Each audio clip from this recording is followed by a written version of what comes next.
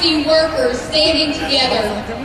I look out here and I see public sector workers standing together. I see private sector workers standing with public sector workers standing together.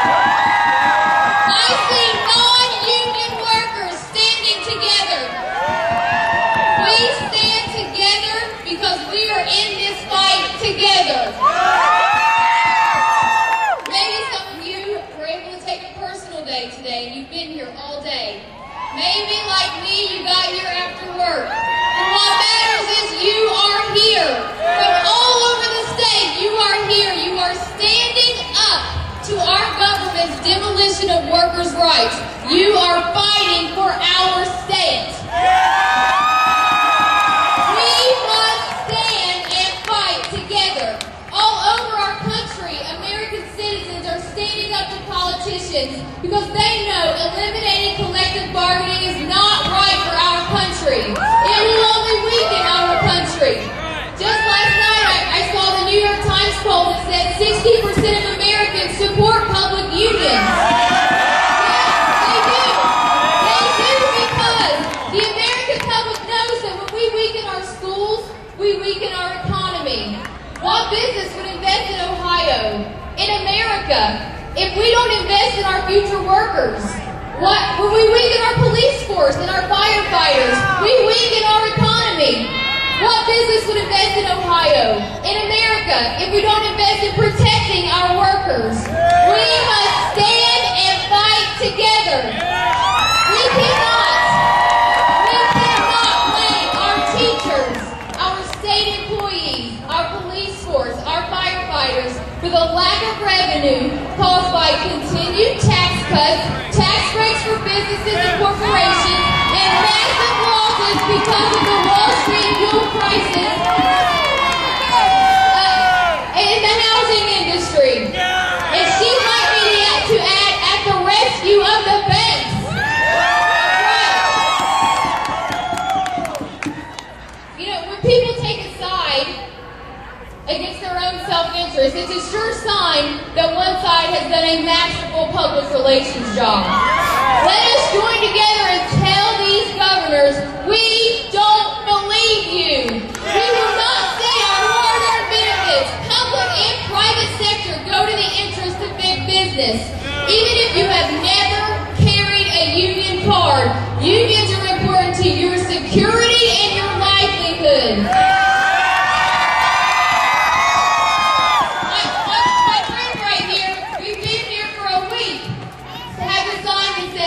Unions, the people who brought you weekends. I know, we all appreciate that.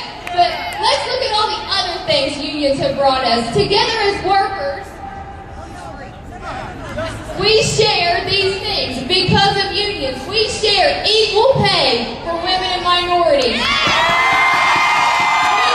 the minimum wage, a 40-hour work week, safety standards in the workplace, maternity rights, healthcare benefits, and a higher standard of learning. None of these things would have existed in the United States had the union movement not become part of the work environment in this country. Historically, unions have protected and preserved equality in our country. They were at the forefront of battles for aid to education, for civil rights, for housing programs, and a host of other social issues important to the whole community. You may be here tonight, and you may work at a non-unionized plant somewhere in this state.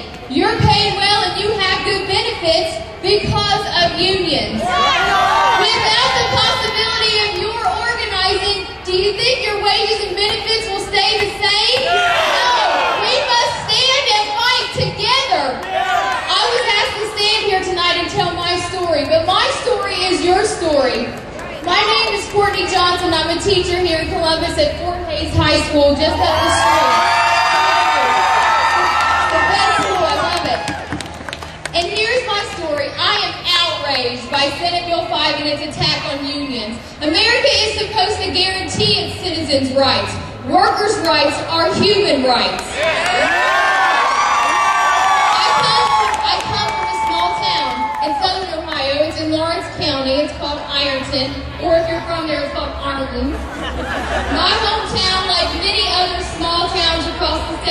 has already seen an exodus of factories, hospitals, and businesses.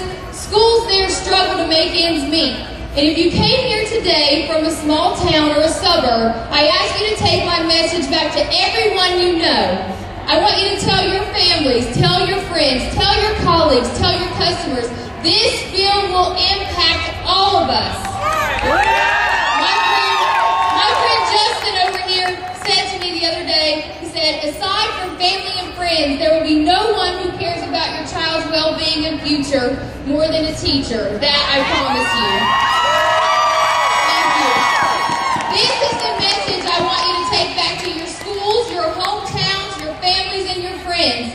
Collective bargaining lets your child's teacher fight for them. We fight for smaller class sizes. We fight for professional development. We fight for art classes and phys ed classes and music classes. We fight for school nurses and school social workers and occupational therapists and school libraries. We fight to be able to teach the whole child and not teach to a test. We fight for technology that works. The numbers speak for themselves. According to Education Week, the 13 highest achieving states all require collective bargaining. Guess what? Guess what? 7 of the 10 lowest ranked states do not require collective bargaining. Is that the future we want for our children? No! All workers in the public sector fight for you. Police and firefighters fight for safety equipment. Nurses fight to make sure budget cuts don't affect their patients. We serve you, the public. We are the public. What will happen when public workers will not be able to afford to buy a cup of coffee, eat out at a local restaurant, go to a ball game, go to the doctor, pay for college tuition, or even make their mortgage payments? This bill will impact all of us. Public union members know the realities of our economy. We see them every day in the faces of our students. There was a dentist here at our rally on Saturday. He's not in a union, but he realizes the economic impact that taking away our health care benefits will have on his own business. If we can't pay him, he can't support his family. That's why we must stand and fight together. No matter what doubts you might have had about unions and their role in this economy, never forget that destroying them destroys the only real organized check on the power of the business community in America. America has a painful history of exploited workers.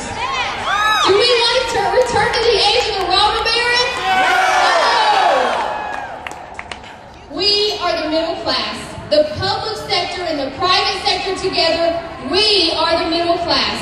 We cannot allow the governors of Wisconsin and Ohio and Indiana and New Jersey and Pennsylvania and Florida to shift the blame to the workers in an effort to put an end to collective bargaining. The reality is this: they are to blame, not the hard